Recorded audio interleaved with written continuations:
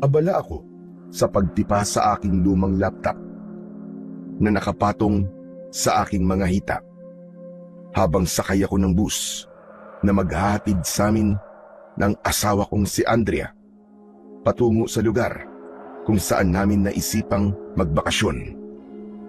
Nasa tabi ko ang natutulog na si Andrea habang nakahilig ang ulo niya sa balikat ko.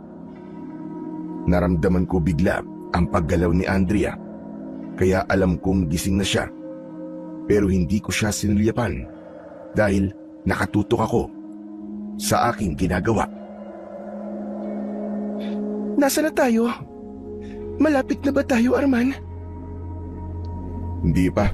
Siguro mga 3 oras pa. Pwede ka pang matulog ulit. Nagsusulat ka pa rin ba kahit nasa biyahe tayo? Hindi ka ba nahihilo? Sumasakit yung mga mata mo sa ginagawa mo? Hindi naman. Sanay na ako magsulat kahit bumabiyahe. Saka may naisip kasi ako magandang plot. Kaya sinusulat ko na kagad yung climax ng story para hindi ko makalimutan. Baka naman, kapag nandun na tayo sa pupuntahan natin, ay magsulat ka pa rin ng magsulat. Ipapaalala ko lang sa'yo, Arman, ha? Na nandun tayo para magbakasyon. Siyempre hindi na. Huwag kang mag-alala, Andrea. Sa'yo ang lahat ng oras ko kapag nandun na tayo. Kahit ikaw pang magkagulat ako, ako makapagsulat doon. Parang ayoko maniwala sa sinasabi mo. Hindi ba nung nakaraang taon na nagbakasyon tayo, ay mas marami pa ang oras mo na hawak yung laptop mo kaysa sa naglublob tayo sa dagat? Iba sa pagkakataong to, Andrea. Anniversary natin. Kaya dapat ay mas marami akong oras sa'yo. Pagbigyan mo na muna ako sa pagsusulat ko habang nasa biyahe tayo. Pangako, pagkababa na natin dito sa bus, sa'yo na ang lahat ng oras ko. Sayo na ako. Tatandaan ko yung sinabi mo, ha? Ay nako, ang hirap talagang magkaroon ng asawang writer. Bahagya akong natawa sa sinabing niya ni Andrea. Sandali ko siyang tinignan at ngumiti ako sa kanya. Pabiro pa siyang umirap sa akin. Isa kasi akong manunulat ng mga nakakatakot na nobela. Libangan ko lang noon ang pagsusulat at hindi ko akalain na pwede pala akong kumita sa ganong klase ng libangan. Kaya bukod sa regular kong trabaho, ay nagsusulat din ako bilang pagdagdag sa kita. 5 taon na kaming kasal ni Andrea. Pero wala pa rin kaming anak. Hindi rin kami napipresyo na bando ng anak dahil nag-e-end pa kami sa oras na kaming dalawa lang. Pero kung hanayaan at magbibigay na naman ng Diyos, ay alam namin na magiging masaya kami kung magbubunga na yung pagmamahal namin mag-asawa. Ay, oo nga pala, Arman. Saan mo nakita yung lugar na pupuntahan natin? Sa internet. Hindi ba sabi mo sa akin maghanap ako ng magandang lugar na pwede nating puntahan sa anniversary natin? Ang sabi mo yung kakaiba at hindi pa natin napupuntahan. Kaya naghanap talaga ako ng lugar base sa gusto mo. Pero, ano namang meron sa lugar na yon? At yun ang napili mo? Akala ko ba sabi mo huwag kong sabihin kung anong meron doon kasi gusto mo ma-surprise ka. Hindi ko pala kayang panindigan yung sinabi ko na yun. Sige na, sabihin mo na sa akin kung ano bang dapat kong i-expect sa lugar na yun. O sige, sasabihin ko na. Okay, liblib kasi ang baryo na yon. Meron daw dung magandang waterfalls at bihirang puntahan ng tao ang lugar na yon. Isipin mo na lang na parang pupunta tayo sa isang isla. Nakakaunti lang ang mga tao. Tahimik, walang ingay ng mga sasakyan at wala tayong ibang gagawin doon kundi ang mag-relax at mag-enjoy habang nandun tayo. O diba? Okay yun. Aba, oo nga no. Mukhang mas maganda nga yan. Madalas kasi nating puntahan na yung lugar na maraming tao, di ba? Ibang-iba nga yan sa mga napuntahan na nating lugar. Pero Arman, safe ba tayo ron? Aba oo naman. Alam mo kasi, karaniwan sa mga liblib na baryo ay mababait ang mga tao. Sigurado ako na magiliw sila sa mga turista. Saka wala kang dapat na ipag-alala habang kasama mo ko kasi hindi naman ako papayag na may masamang mangyayari sa'yo. Hindi ba?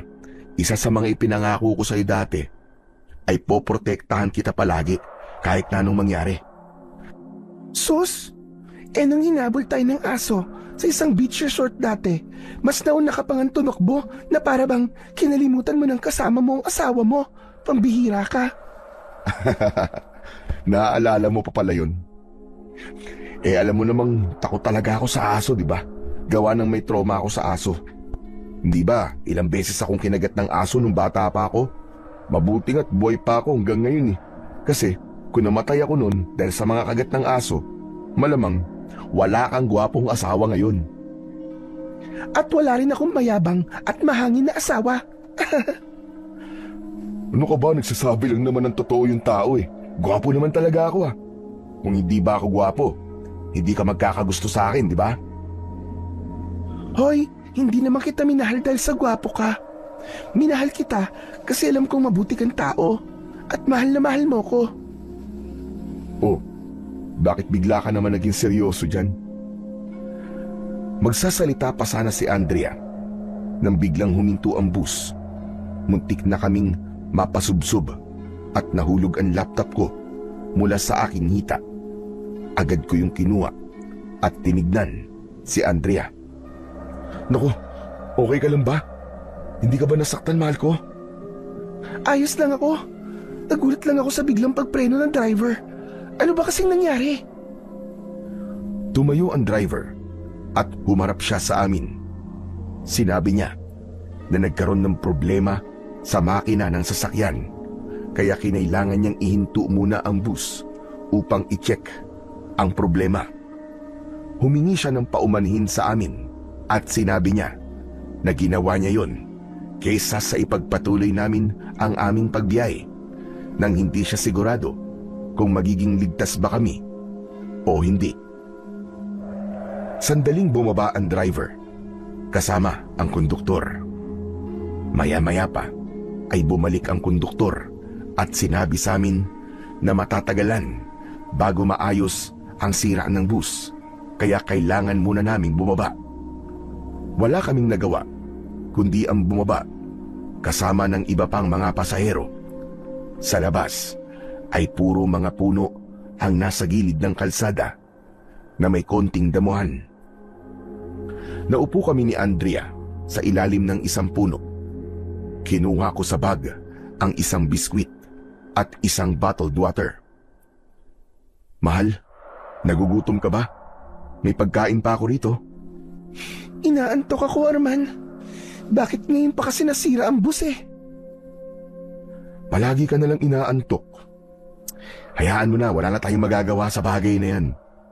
Maganda rin na hindi pinilit ng driver na i-drive yung bus kasi baka kung ano pang mangyari sa atin sa daan eh. O siya, sige. Gusto mo bang matulog muna? Gusto ko sana, pero saan naman ako matutulog? Hinubad ko ang jacket ko at inilatag ko yun.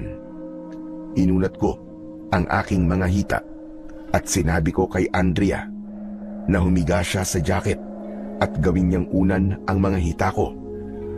Natawa na lang si Andrea sa sinabi ko dahil aniya para kaming nagde-date sa park. Pero ginawa pa rin niya ang sinabi ko.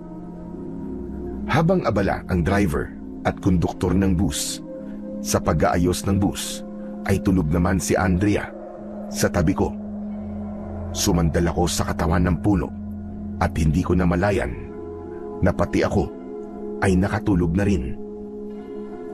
Nagising ako nang biglang sumigaw ng malakas si Andrea. Nagulat at nataranta ko dahil inakala ko na may kung anong hindi magandang nangyari sa kanya. Nabigla ako nang mahigpit na yumakap si Andrea sa akin. Nanginginig ang katawan niya at naramdaman ko ang takot niya. Napansin ko na pinagtitinginan kami ng ilang pasahero. Hinayaan ko siya ng ilang segundo na nakayakap sa akin. Nang humiwalay si Andrea ay mas lalo kong nagtaka nang may luhang naglalandas sa magkabilaan niyang pisngi. Oh, ano nangyari sa'yo, Mahal? Bakit parang takot na takot ka? Arman, huwag na tayong tumuloy sa pupuntahan natin. Umuwi na tayo. Ha? Bakit naman? Nanaginip kasi ako ng hindi maganda. Sakay daw tayo ng bus na yan. Tapos, hinarang tayo ng mga nakakatakot na nilalang. Hindi ko alam kung anong klase silang nilalang, pero para silang mga halimaw. Tapos, pumasok sila sa bus at pinatay nila yung lahat. Kinain nila ang mga laman natin. At sinipsip nila ang dugo natin. Mahal, ano ka ba? Panaginip lang yun. Hindi totoo yun. Pero parang totoo siya, Arman. Kahit ngayon, parang nararamdaman ko pa rin yung pagkagat ng halimaw sa leg ko. Tingnan mo nga, oh. Kinikilabutan ako. Hay nako. Ikaw kasi. Ang hilig mong basahin ng mga sinusulat ko. Puro katatakutan ng mga yun. Nadadala mo na tuloy kahit sa panaginip mo. Arman naman, seryoso ako. Nagsasabi ako ng totoo sa'yo. Mahal, panaginip nga lang yun. Saka hindi ba ang sabi nila, kung anong napanaginipan mo ay kabaligtaran na mangyayari sa realidad. Ibig sabihin, walang mga halimaw ang haharang sa bus at papatay sa ating lahat. Paano? Kung hindi naman literal na mga halimaw ang haharang sa atin, paano kung isa yung pangitain na may masamang mangyayari sa atin kung itutuloy natin ang pagsakay sa bus na yan? Huwag mo kasing bigyan ng kung anong kahulugan na napanaginipan mo. Maraming beses na rin ako nanaginip ng weird at kung ano-ano. Pero hindi ko pinapansin. Alam mo, Mahal, kung ano kasi yung palagi mong iniisip na mangyayari, ay yun ang maa-attract mo. Saka kung hindi tayo sasakay sa bus na yan, saan tayo sasakay? Tignan mo nga, halos walang dumadaan na sasakyan dito. Saka malapit ng gumabi, delikado kung maglalakad tayo pabalik. Natatakot talaga ako, Arman.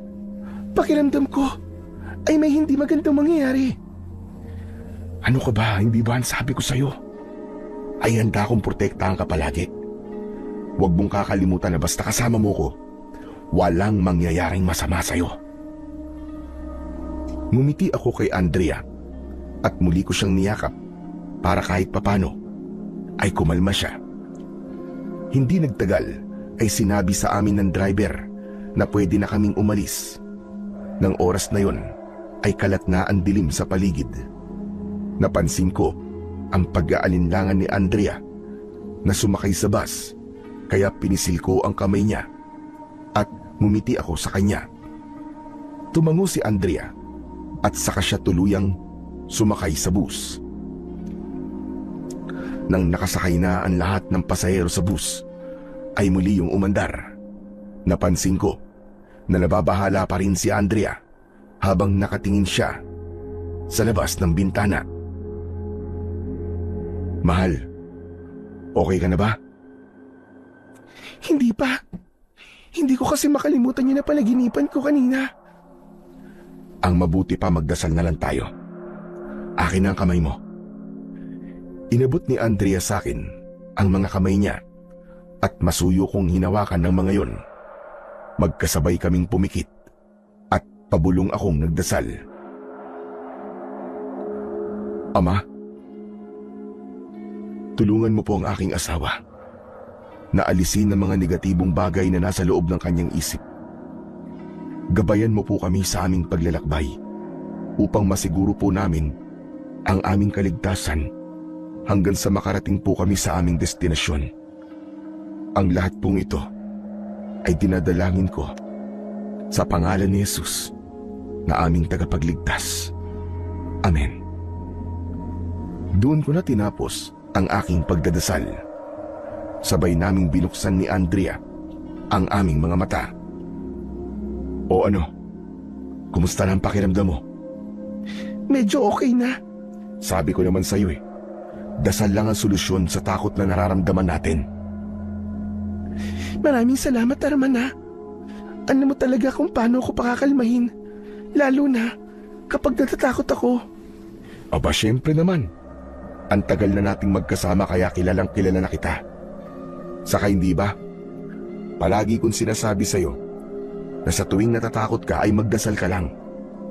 Maniwala ka na walang masamang mangyayari sa atin basta't malakas ang pananampalataya natin sa Panginoong Diyos.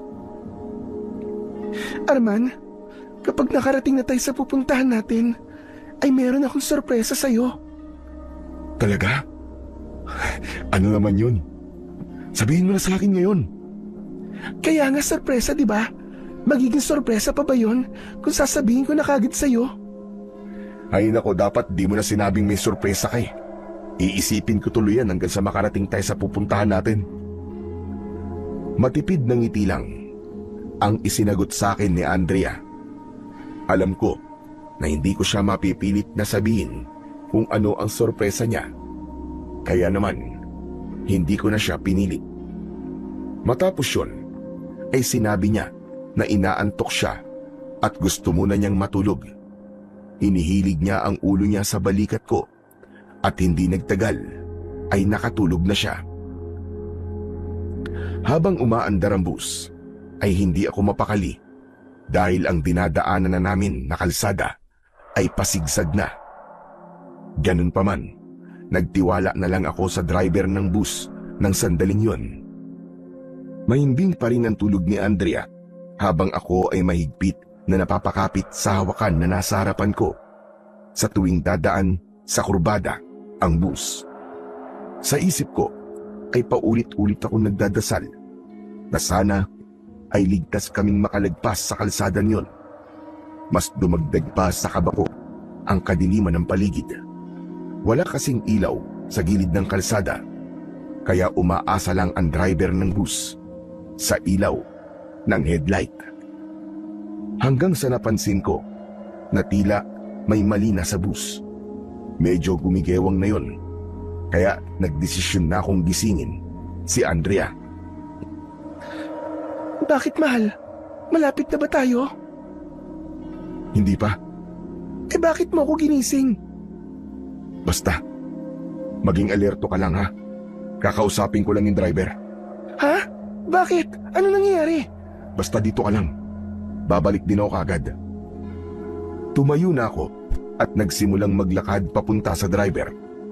Hindi ko muna sinabi kay Andrea ang kakaibang napansin ko sa bus dahil ayokong matakot siya.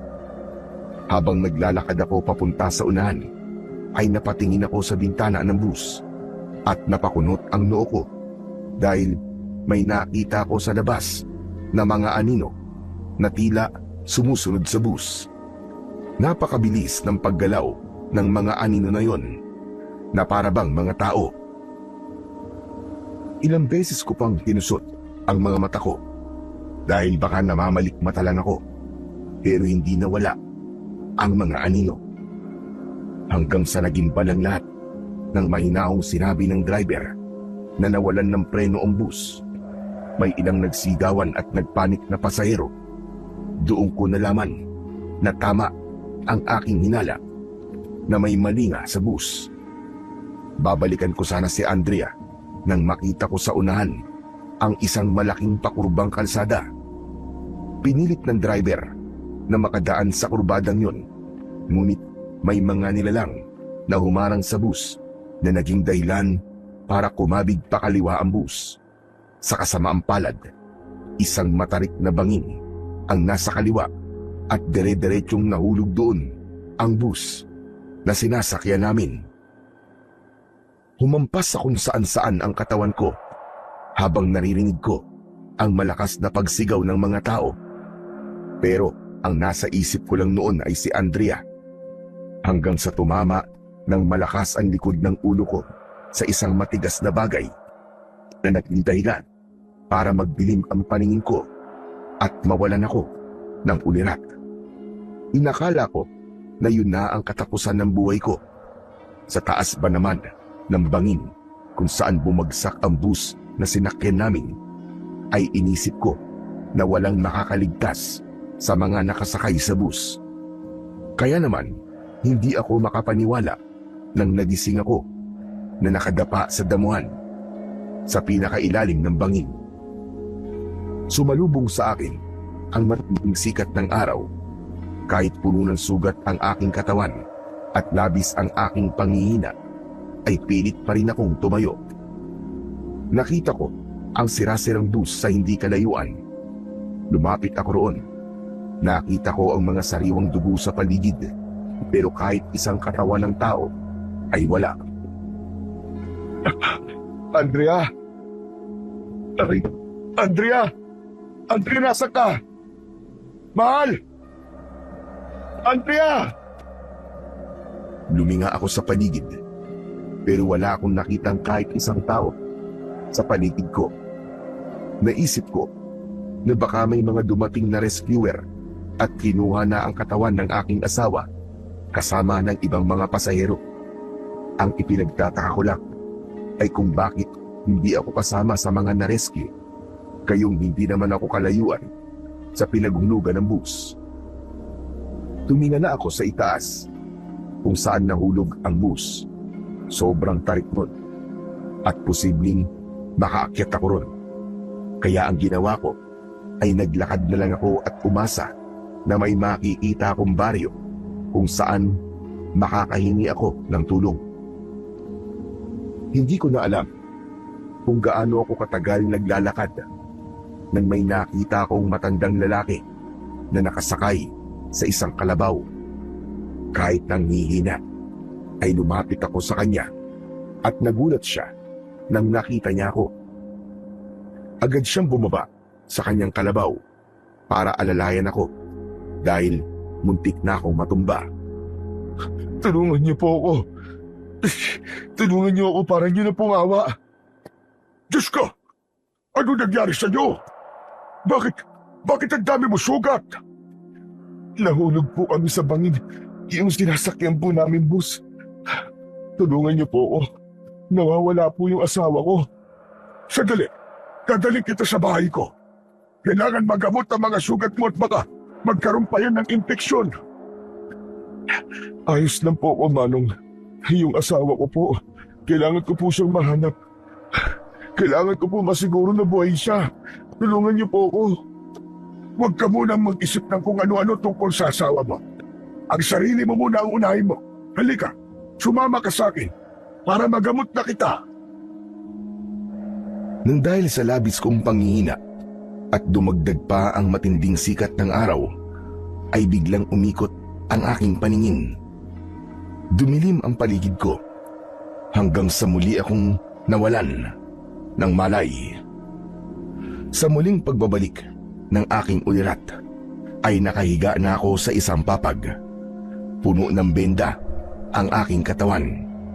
Nasa loob ako ng isang kubo. Madilim, pero may isang nakasinding gasera na nakapatong sa lamesa. Tatayo sana ako, pero impit akong napadaing nang sumakit ang buo kong katawan. Doon na pumasok ang matandang lalaki na tumulong sa akin kanina. Lumapit siya sa akin at humila siya ng isang upuan. Umupo siya sa tabi ng papag. Huwag mo munang subukang gumalaw. Bukod sa napakarami mong sugat, ay may mga buto ka ring nabali. Tatang, ang asawa ko po, si Andrea. Kailangan ko po siya makita. Samahan niyo po ako sa malapit na ospital. Baka naroon po siya.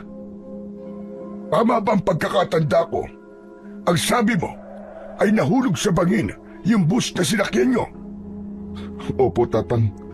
Nawalan po ng preno yung bus. Tapos dumaan po kami sa isang delikadong kurba. At doon na po kami na aksidente.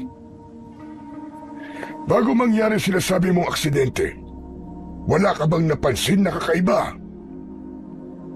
Anong kakaiba po ang ibig niyo sabihin, Tatang? Kakaiba sa labas ng bus. Bigla akong natigilan sa sinabi ng matandang lalaki. Bumalik kasi sa alaala ko yung mga aninong gumagalaw at nakasunod sa bus bago kami mahulog sa bangin.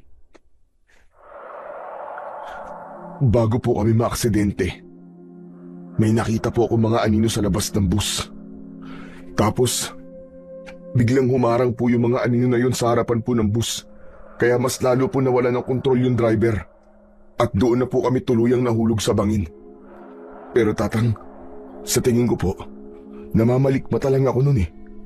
Malamang ay anino lang po ng mga puno yun sa paligid. Nagkakamali ka. Hindi anino ng mga puno ang nakita mo, kundi anino ng mga aswang. Ano ho? Aswang? Anong aswang? Sa buong buhay mo ba, ay di mo pa naririnig ang salitang aswang? Alam ko po kung ano ang aswang. Pero alam ko rin po na hindi sila totoo. Nagkakamali ka, iyo. Totoo ang mga aswang. At ang nangyari sa'yo, ang patunay na nabubuhay sila rito sa mundo kasama natin. Marami talagang naaaksidente sa kurbadang daan na yon. Alam sa lugar na ito na iniiwasan ang daan na yon ng maraming motorista. Pero ang alam ng marami ay aksidente lamang ang mga yon. Kahit ng totoo ay mga aswang talaga ang may kagagawan ng mga yon. Sinasadya ng mga aswang na may maaksidente sa delikadong kurba upang madali silang makapambiktima ng mga tao. Kapag nga naman sugatan ng mga tao na bibiktimahin nila, ay hindi na makakalaban ng mga yon. Teka tatang, hindi ko po kayo maintindihan eh. Hindi ko po alam kung saang libro niyo po nabasa ang mga sinasabi niyo. Tang, kung hindi niyo po ako sasamahan sa pinakamalapit na ospital para tignan kung naroon po ang asawa ko, ay hindi ko na po kayo pipilitin. Ako na lang po mag-isang pupunta ron. Kahit masakit ang buo kong katawan, ay pilit pa rin akong tumayo. Pinanood lang ako ng matandang lalaki. Nakakaisang hakbang pa lang ako nang bigla akong natumba. Napaupo ako sa saig, nagawa sa kawayan. Hinawakan ako ng matandang lalaki sa braso para tulungan tumayo. Pero pumiksi ako. Huwag na, kaya ko po ang sarili ko. Huwag niyo po akong tulungan. Ako na nagsasabi sa iyo. Matindi ang pinsalang nakuha mo mula sa aksidenteng yun. At hindi makabubuti kung pipilitin mong gumalaw. Mas makabubuti sa iyo ang magpahinga at hintayin gumaling ang iyong mga sugat. Sa tingin niyo ba, tatang, ay kaya ko magpahinga habang hindi ko alam kung ano na ang lagay ng asawa ko? Kung di mo ako kayang tulungan na puntahan siya, ay sabihin mo na lang sa akin kung saan ang pinakamalapit na ospital dito. At ako na lang ang pupunta. Walang malapit na ospital dito. Ang baryong ito ay parang nasa gitna ng kawalan. Hindi ako naniniwala sa'yo. Ayaw mo lang akong tulungan. Walang dahilan para magsinungaling ako sa'yo. Isa pa, isipin mo nga. Kung may malapit na ospital dito, sa tingin mo ba, ay dadali kita rito sa bahay ko para dito kita gamutin? Hindi ba dapat ay sa ospital na lang kita dinala kung meron ngang malapit na ospital dito? Nakuha ko naman ang punto ng matandang lalaki. Pero wala talagang ibang nasa isip ko ng sandaling yun, kundi ang malaman kung ano na ang nangyari kay Andrea. Kaya kahit nangihina ay tumayo pa rin ako at hinarap ko ang matandang lalaki. Kahit anong sabihin nyo, ay hahanapin ko pa rin si Andrea. Hindi mo siguro ako naiintindihan dahil wala kang asawa o wala kang kahit isang mahal sa buhay. Masyado ka nang makulit at maraming sinasabi. Pasensya ka na kung kailangan ko itong gawin sa'yo. Nagulat ako nang biglang hawakan ng matandang lalaki ang parte ng balikat ko na malapit sa aking leeg. Meron siyang pinisil doon ng napakadiin at sa isang iglap ay nawalan na naman ako ng malay. Hindi ko alam kung gaano ko katagal na nakatulog, pero nang magising ako ay maliwanag na at nakatali ang aking mga kamay sa gilid ng papag kung saan ako nakahiga. Maya-maya pa ay pumasok sa kubo ang matandang lalaki. May dala siyang isang mangkok na hindi ko alam kung ano ang laman. Magandang umaga. Saktong gising mo. Dahil luto na ang lugaw na niluto ko para sa almusal. Walang hiya ka, matanda ka. Pakawalan mo ako rito. Pasensya ka na kung kinailangan kitang patulugin at itali. Alam ko kasi na ipipilit mo pa rin ang gusto mo kahit nangihina ka na. Eto, kumain ka na muna.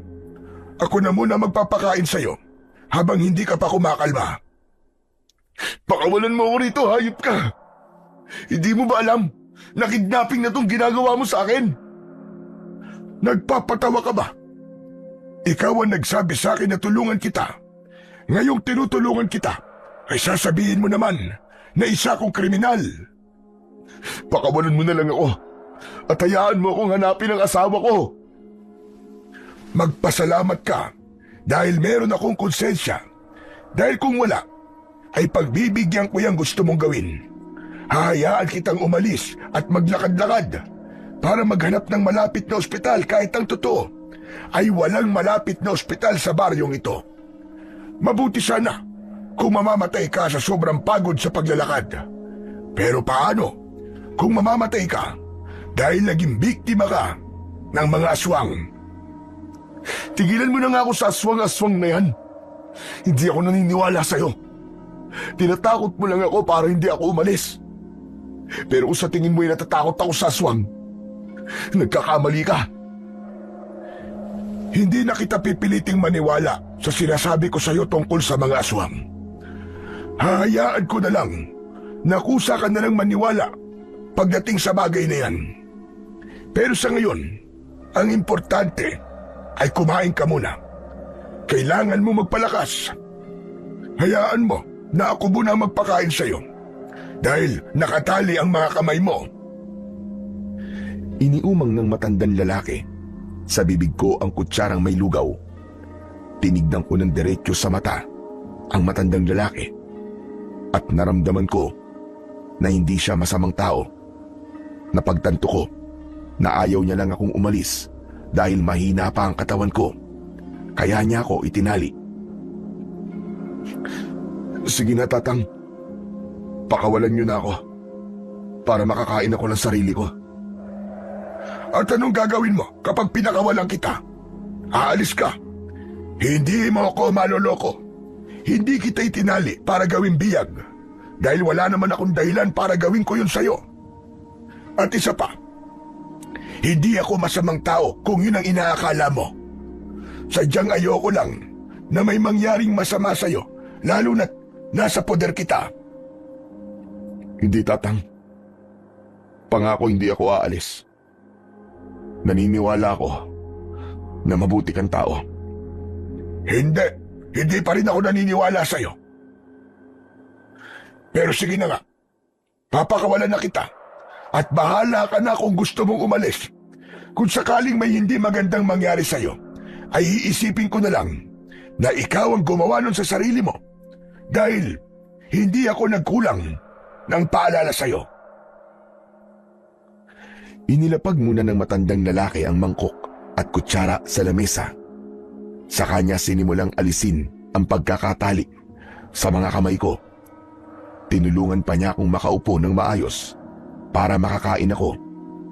Inabot niya sa akin ng mangkok at kutsara hanggang sa nagsimula na akong kumain dahil ang totoo ay gutom na gutom ako. Ako nga pala si Tomas. Ikaw, ano bang pangalan mo? Arman po, Tatang. Taga saan ka ba? Sa Maynila pa po ako galing.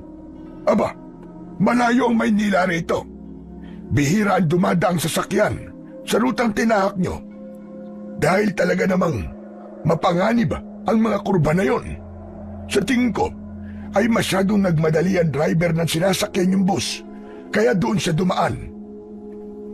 Mukhang tama po kayo, Tatang. Nasiraan po kasi kami ng halos ilang oras bago po naayos ulit yung bus. Kaya siguro mas pinili po ng driver na doon kami dumaan para makarating kagad kami sa destinasyon namin. Pero dahil sa ginawa niya, imbis na mapadali, na makapunta kami sa pupuntahan namin, ay mas napadali ang buhay namin. Marami talagang napapahamak kapag nagmamadali. Mas magandang mabagal lang ang paglalakbay mo. Pero alam mo naman na magiging ligtas kang makarating sa iyong paroroonan. Tama po kayo, Tatang. Pero alam niyo po ba kung nasan na yung mga ibang pasahero ng bus? Ang sabi niyo ho kasi walang malapit na ospital dito, di ba? May hinala po ba kayo kung nasan sila, kasi paniguradong naroon din po ang asawa kong si Andrea? Sinabi ko na sa iyo na mga aswang ang dahilan kung bakit kayo na-aksidente. Masakit ito para sa iyo, pero malaki ang posibilidad na patay na ang lahat ng pasahero ng bus na yon. Kinuha na sila ng mga aswang upang gawing pagkain. Hindi ako naniniwala sa inyo. Hindi totoo ang mga aswang. Hindi kita pipiliting maniwala sa akin.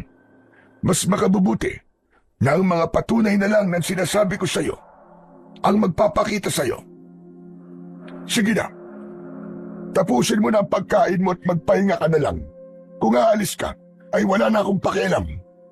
Buhay mo yan, at tandaan mo na kapag may nangyaring masama sa iyo, ay wala na roon akong kasalanan.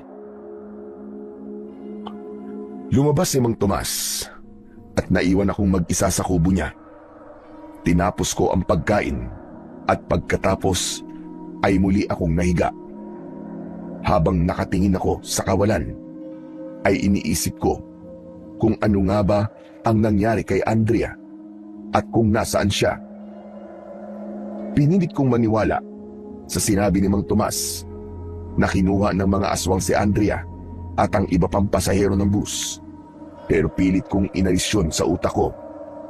Hindi kasi ako naniniwala sa mga aswang at mas gusto ko pa rin paniwalaan na may nag-rescue sa mga pasahero ng bus at nang sandaling yun ay buhay ang asawa ko at nasa ospital siya sa kung saan. Mas pinili ko na lang na manatili sa bahay ni Mang Tomas, hindi dahil naniniwala ako sa mga sinasabi niya sa akin, pero dahil napagtanto ko na hindi nga magandang ideya kung aalis ako sa kalagayan ko noon. Sariwa pang mga sugat ko at may bali din ako sa binti at braso ko. Wala akong alam sa lugar na yon at hindi ko alam kung paano ako makakaalis doon. Kinagabihan, habang mahimbing akong natutulog, ay naalimpungatan ako nang may narinig ako na mga taong nagsasalita sa labas. Sabay-sabay silang nagsasalita sa lengguwahe na hindi pamilyar sa akin. Tahimik akong tumayo at pinakiramdaman ko kung saan nanggagaling ang naririnig ko. Napagtanto ko na sa likod ng bahay na yon nagmumula. Marahan akong humakbang hanggang sa makarating ako sa maliit na kusina. Mula sa siwang ng dingding na gawa sa kawayan ay sumilip ako roon.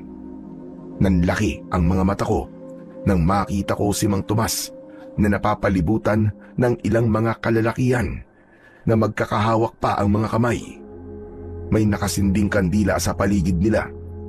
Nakapikit silang lahat habang umuusal ng mga salita na hindi ko maintindihan. Anong ginagawa nila? Bakit para silang mga kulto?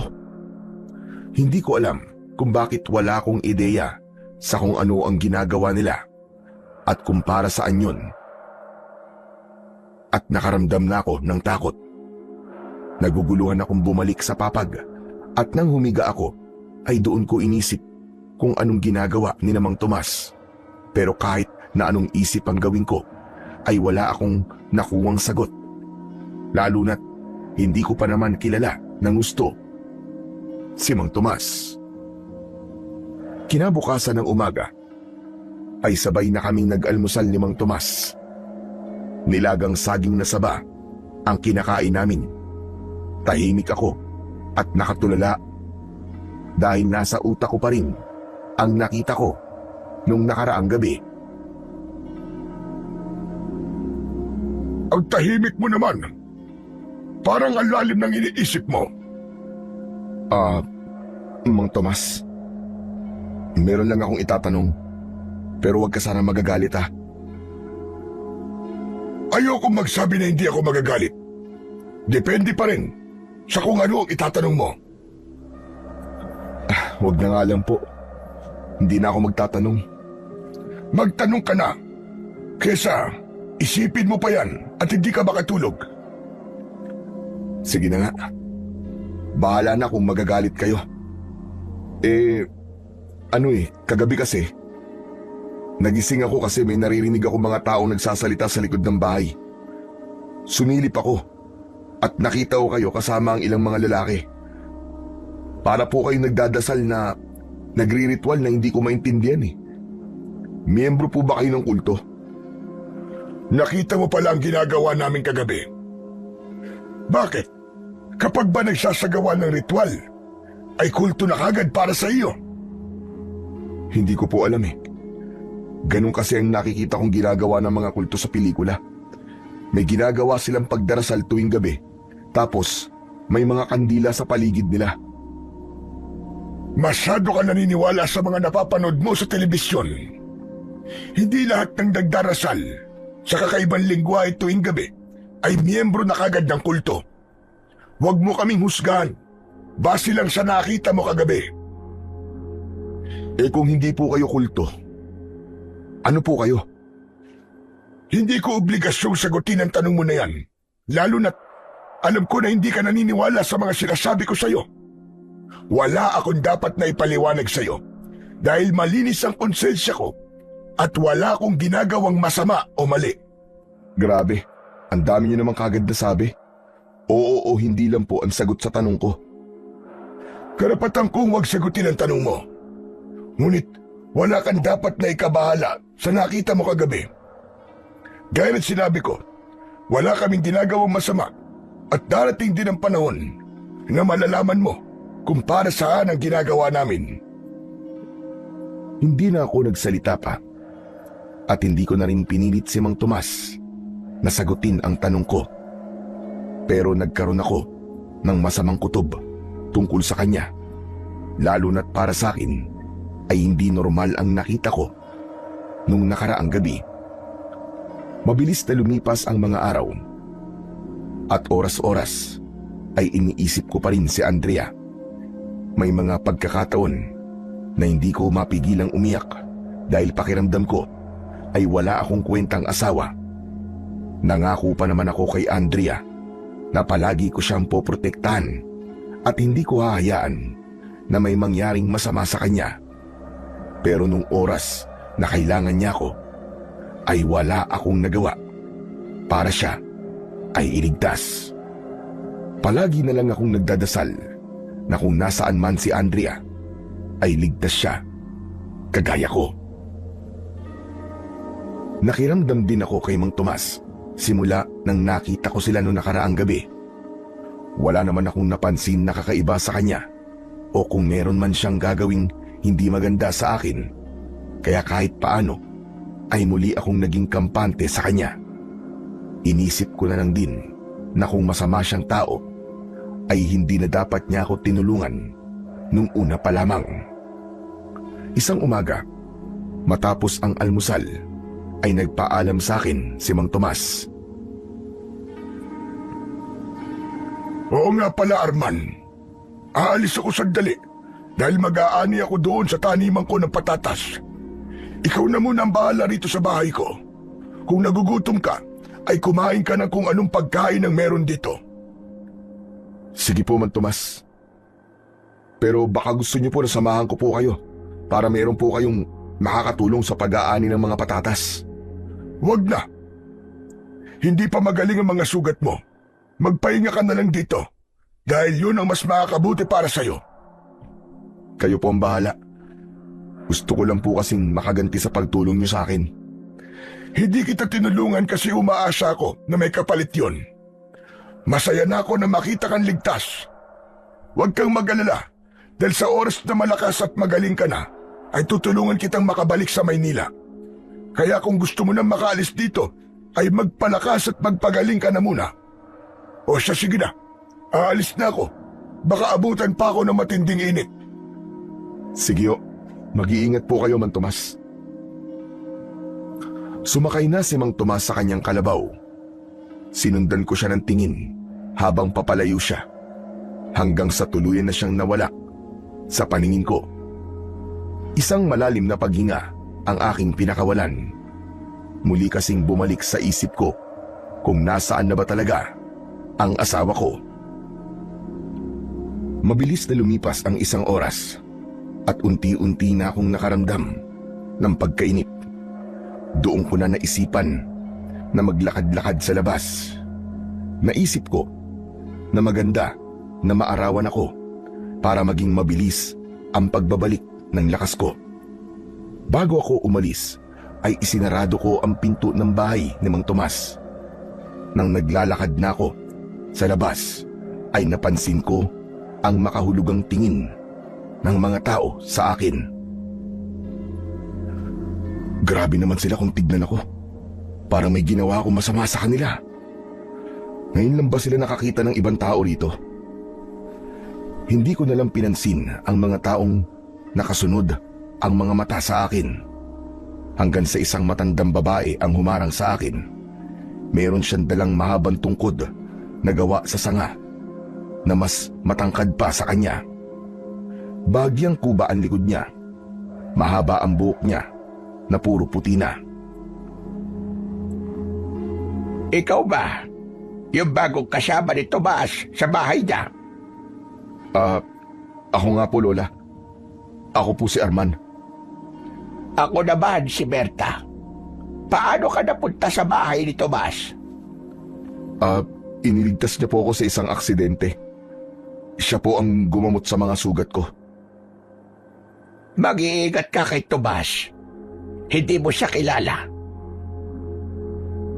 Alam ko pong hindi ko pa siya kilala dahil halos 1 linggo pa lang po kaming magkasama. Pero may dapat po ba ako malaman tungkol kay Mang Tomas? Marami. Marami siyang itinatago. Lalo na sa mga tao sa lugar na ito. Gaya po ng ano? May hinala ang mga tao nito na si Tomas ang pinuno ng mga aswang na pumapatay ng mga tao.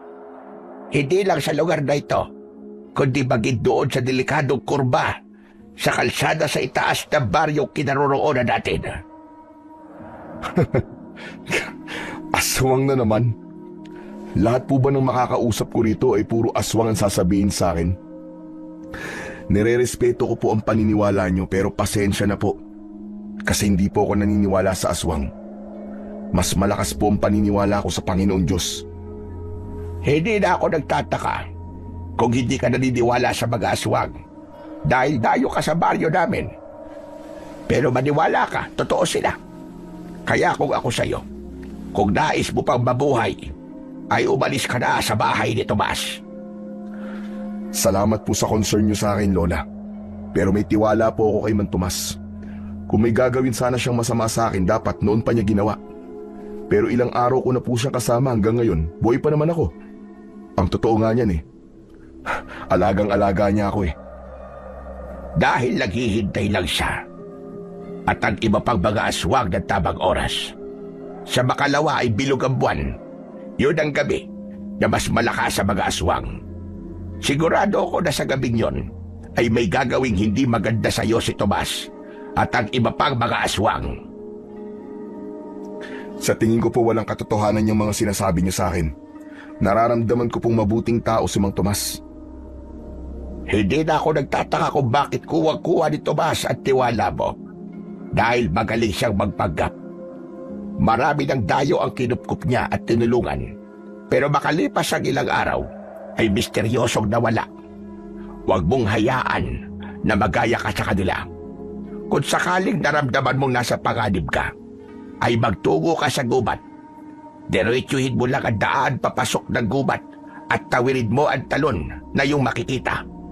Sa pagtawid mo ron, ay pumasok ka sa kuwebang makikita mo at doon ka magtago. Ligtas ka ron dahil hindi maaaring pumasok ang aswang na gaya ni Tomas sa lugar na yon. O siya, sige na. Mag-iingat ka.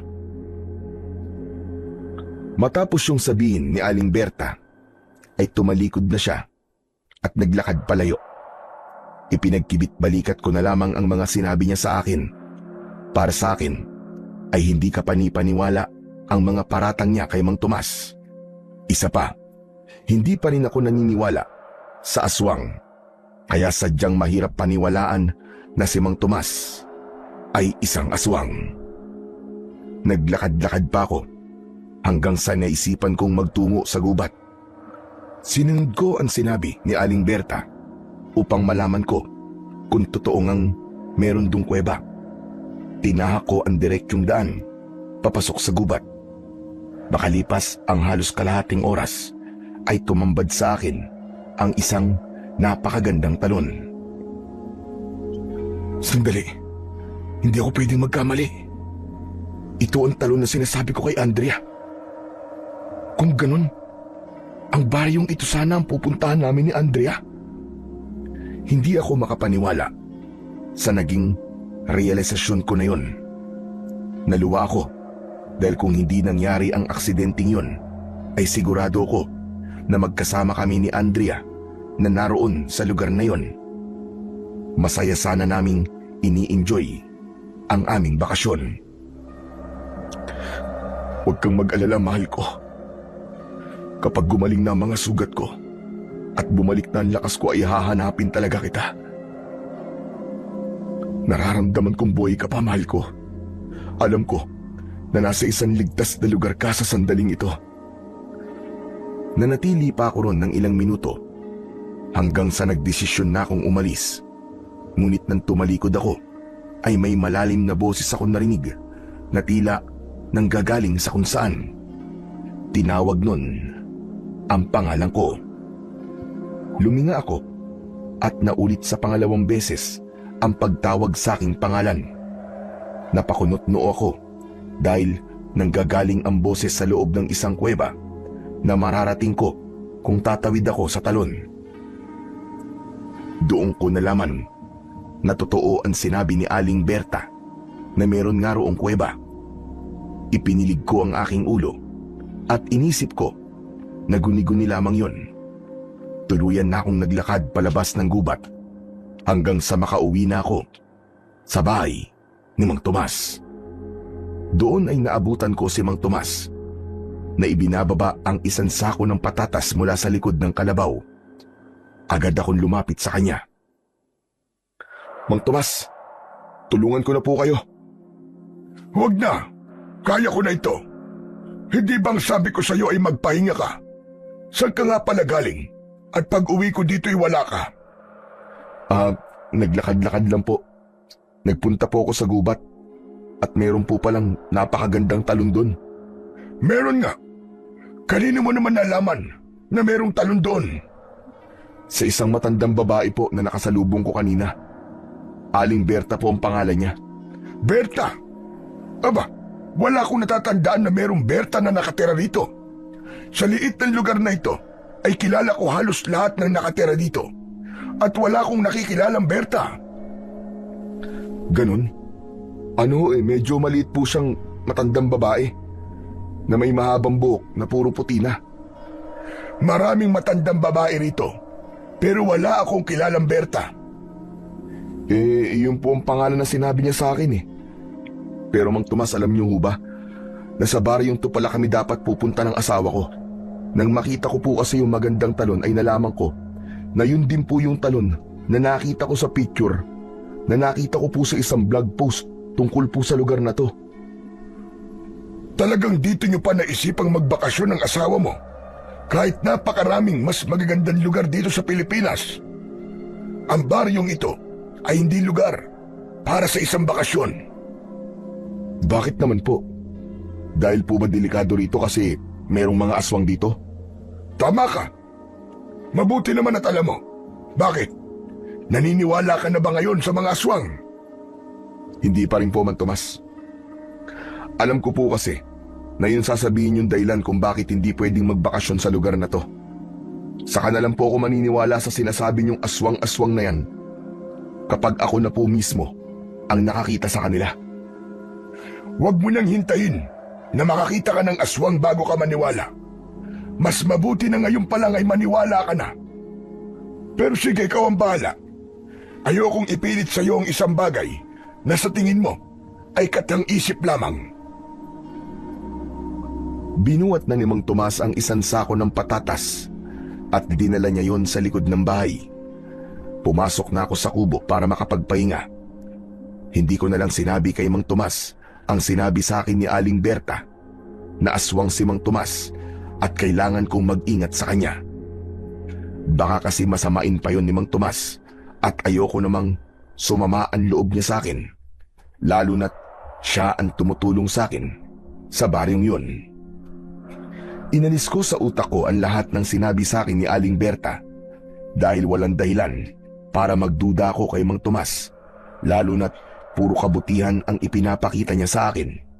Hanggang isang gabi, matapos naming maghapunan, ay sumilip ako sa bintana. Nakita ko ang bilog na buwan. Nang ipaalam ko kay Mang Tomas na bilog ang buwan, ay nagmadali siyang dumungaw sa bintana at napansin ko ang pagkabahala sa kanyang mukha. Nakalimutan ko na kabilugan pala ng buwan ngayong gabi. Bakit po? Ano po bang ibig sabihin kapag bilog ang buwan? May mga aswang nasasalakay sa baryong ito. Arman, makinig ka sa akin. Kahit na anong mangyari ay huwag kang lalabas ng bahay. Dito ka lang hanggang sa sumapit ang umaga. Nagkakaintindihan ba tayo? Hindi naman po talaga ako lumalabas tuwing gabi, kaya kahit hindi niyo po sabihin yan, ay hindi talaga ako lalabas. Mabuti na sigurado. Kung gustong pang mabuhay, ay dito ka lang. Kahit na ano ang mangyari. Kahit hindi ako naniniwala na may mga aswang nasasalakay sa gabing yun, ay hindi ko na lang kinontra si Mang Tomas sa kanyang mga sinabi.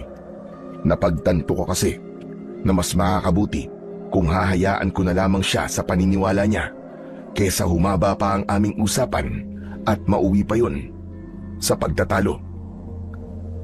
Mahimbing ang tulog ko ng gabing yun. Hindi ko iniisip na totoong may mga aswang nasasalakay, kaya wala akong kakaba-kaba. Ngunit nagising ako dahil sa malakas na pagbukas ni Mang Tomas ng pinto.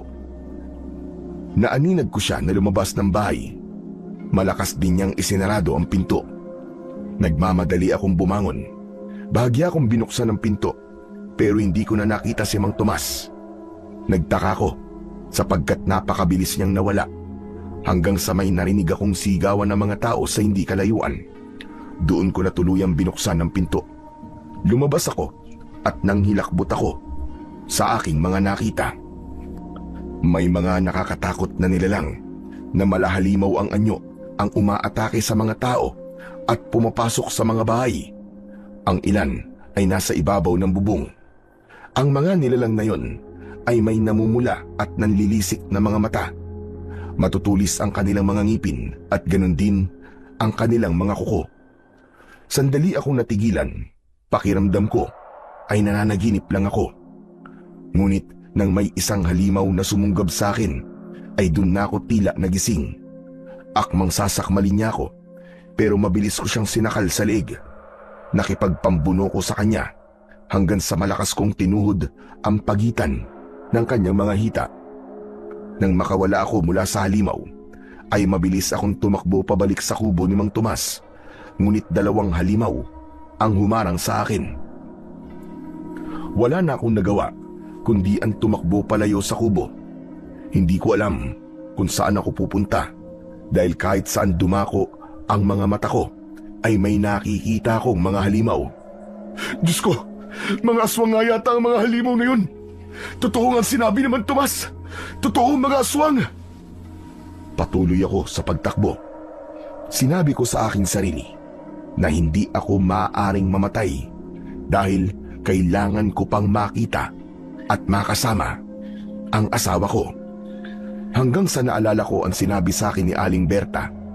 Walang pagdadalawang isip na tumakbo ako papasok sa gubat. Hindi na ako nag-abalang lumingon sa aking likuran kahit pakiramdam ko ay may mga aswang na nakasunod sa akin. Bahagyang bumagal ang pagtakbo ko dahil sa mabatong daan hanggang sa tinawid ko na ang talon at nang nakita ko na ang kuweba ay agad akong pumasok doon. Nagtago ako sa isang malaking bato at mula roon ay nakita ko ang mga aswang na sumusunod sa akin na nakatayo lang sa labas ng kuweba. Nakatingin sila sa akin pero hindi na sila nagtangkang sundan ako hanggang sa umalis na sila at nawala na sila sa paningin ko. Mukhang totoo nga sinabi ni Aling Berta. Hindi nakakapasok sa kuwebang ito mga aswang. Pero kung totoo ang sinabi niyang yun, totoo rin kaya na aswang si Mang Tomas? Nang dahil sa bagay na yon, ay nakaramdam ako ng takot kay Mang Tomas. Naisip ko na kung hindi pala ako nakalabas sa bahay niya, ay baka doon pa niya ako pinatay kung totoo man na isa siyang aswang.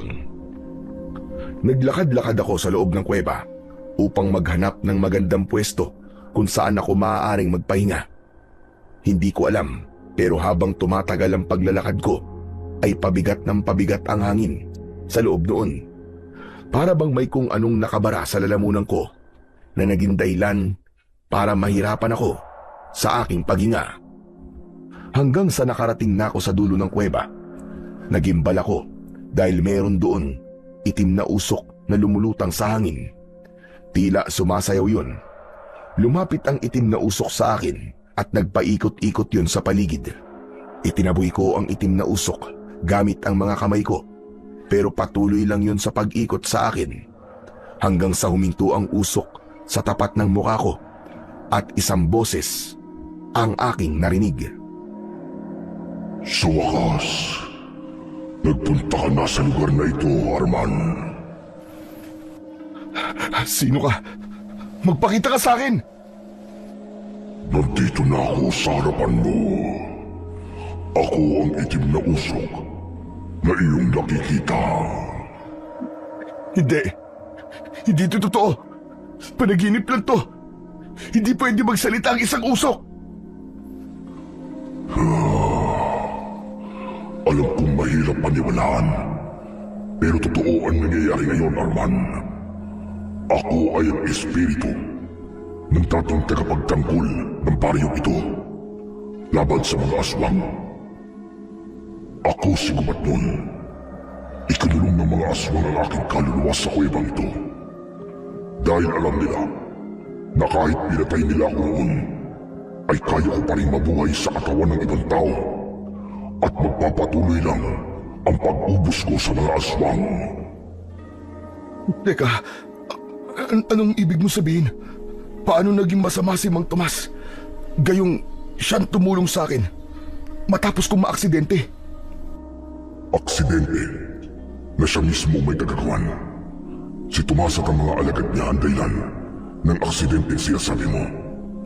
Sinasadya nilang maaksidente ang mga dumadaan sa delikadong kurbadang yun upang maging madali sa kanila ang makapambiktima ng mga tao. At ikaw naman, Arman, ikaw ang tayong nakatakdang tumapos sa kasamaan ng mga aswang sa baryong ito. Huwag mong isipin na mabuti si Tomas dahil tinulungan ka niya. Dahil ang totoo ay sinadya niyang makuha ang loob mo upang madali ka niyang mapatay sa gabing ito. Iyan din ang sinabi sa akin ni Aling Berta. Si Aling Berta ay kalaban ng mga aswang. Lahat ng sinabi niya sa iyo ay totoo. Ayon sa propesiya, ay may isang tayo na darating sa baryong ito at siya ang magiging daan upang mabigyan ng tuldok ang pagsalakay ng mga aswang dito.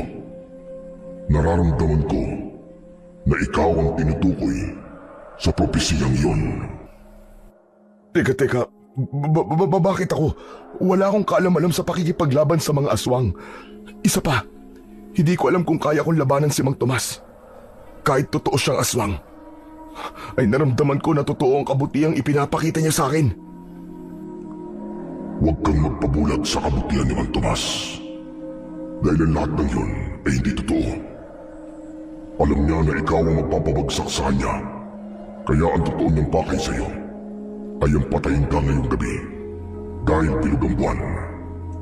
Tuwing bilog lang ang buwan, kaya niyang patayin ang itinakda. Kaya wala kang dapat gawin, kundi ang manatili sa kuwebang ito hanggang sa sumikat ang araw. Isa pa, si Tomas ang pumatay sa iyong asawa. Anong sinabi mo? Gaya na sinabi ko sa iyo, sina Tomas ang dahilan ng aksidenteng nagdala sa iyo sa baryong ito. Kaya malinaw na sina Tomas din ang dahilan ng pagkamatay ng iyong asawa. Sa kasamaang palad, hindi lang basta namatay ang asawa mo dahil ginawa siyang pagkain ng mga aswang. Sandali akong tumahimik habang may luhang namumuo sa gilid ng aking mga mata. Mariin kong ikinuyom ang aking mga kamay at unti-unting bumangon ang galit sa dibdib ko para kay Mang Tomas. Hayop ka!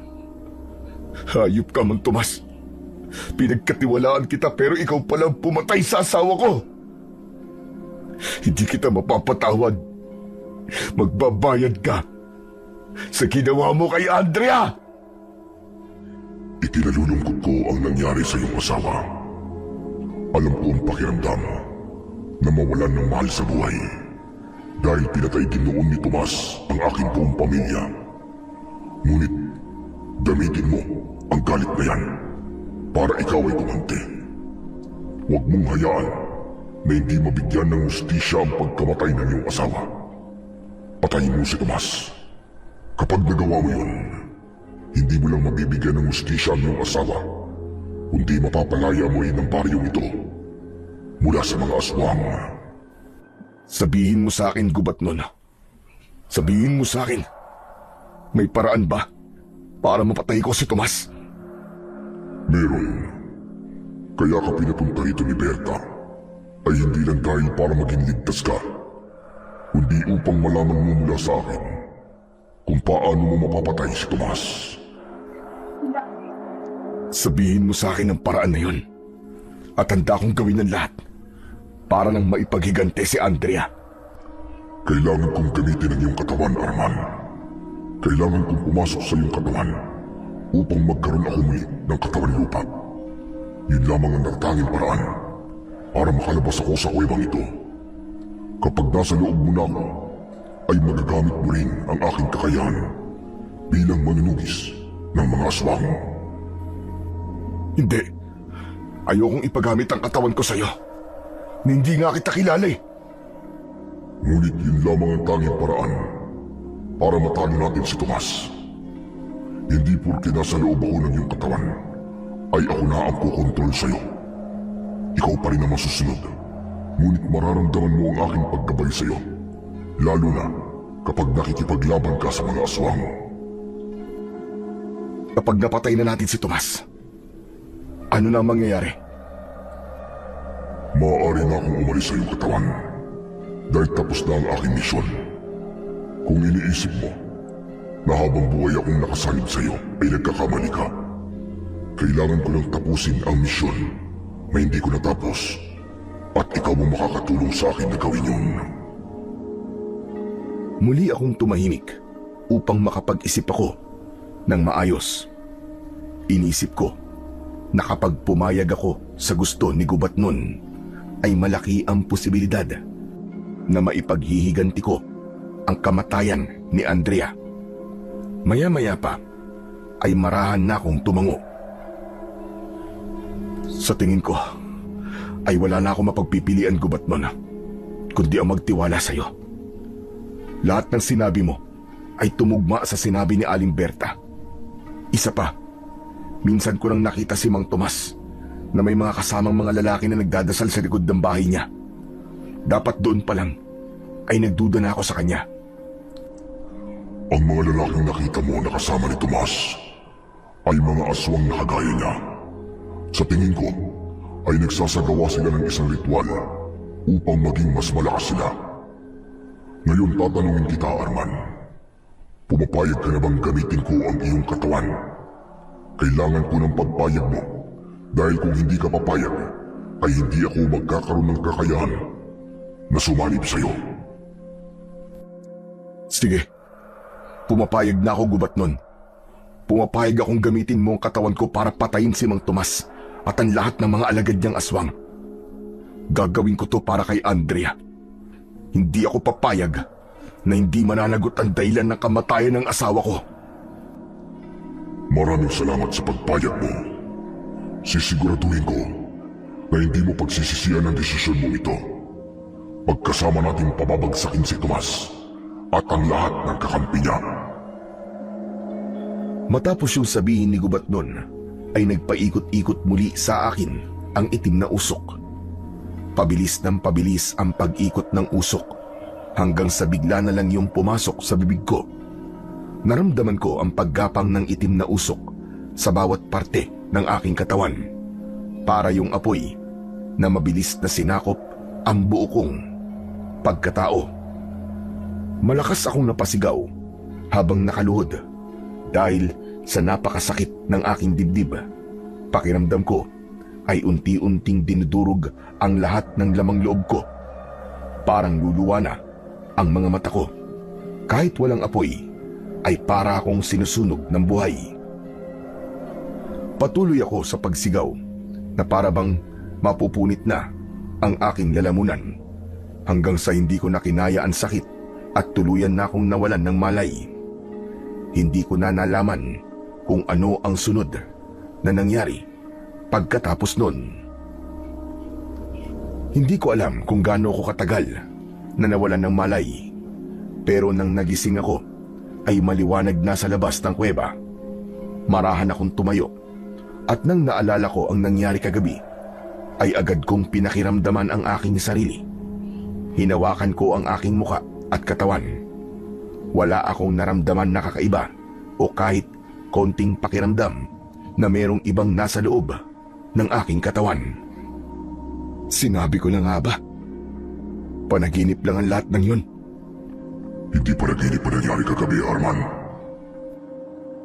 Nagulat ako nang marinig ko ang boses ni Gubat nun sa loob ng aking utak. Gubat nun? Ikaw ba yan? Ako nga, Arman. Nang dahil sa pagpayag mo, ay nasa loob na ako ng iyong katawan. Ngunit huwag kang mag-alala, dahil tanging ikaw lamang ang makakarinig sa aking boses. Mabuti naman kung ganun. Pasensya ka na. Dahil naninibago pa ako. Hindi ako sanay na may naririnig akong boses sa loob ng utak ko. Naiintindihan kita. Kahit ako'y naninibago rin. Dahil ngayon lang ulit ako nagkaroon ng katawan. Ano palang gagawin natin, Gubat nun? Lumabas ka na sa kuwebang ito at bumalik ka sa bahay ni Tomas. Ngunit huwag mong sasabihin sa kanya ang nangyari kagabi. Kahit ang pangalan ko ay huwag mong babanggitin sa kanya. Kailangan isipin niya na wala ka pang alam kung ano talaga siya. Kailangan natin maghintay ng susunod na pagbilog ng buwan bago mo siya patayin. Bakit kailangan ko pa maghintay ng ganong katagal? Hindi ba pwedeng ngayon na natin siya patayin? Hindi maaari. Tuwing bilog ang buwan ay mas lumalakas si Tomas at ang mga aswang. Pero kasabay nun ay humihina rin ang kanilang depensa dahil tumatanggap ang katawan nila ng kapangyarihan mula sa buwan. Naiintindihan ko na. Kung ganun, kailangan ko talaga magpanggap. Mahirap yun para sa akin lalo na alam ko nang si Mang Tomas ang may kagagawan sa pagkamatay ni Andrea. Pero huwag kang mag-alala, Gubat nun. Gagawin ko ang lahat para hindi siya maghinala sa akin. Ganyan na, Arman. Sundin mo lang ang lahat ng sinasabi ko at makukuha mo ang ustisya para sa iyong asawa. Naglakad na ako palabas ng gubat. Habang naglalakad ako pabalik sa bahay ni Mang Tomas, ay panay ang hinga ko ng malalim. Pilit kong pinapakalma ang aking sarili dahil hindi ko alam kung ano ang mangyayari sa sandaling makaharap ko ang pumatay sa aking asawa. Pagdating ko sa bahay ni Mang Tomas, ay agad akong sinalubong ni Mang Tomas. Bakas ang pag-aalala sa mukha niya.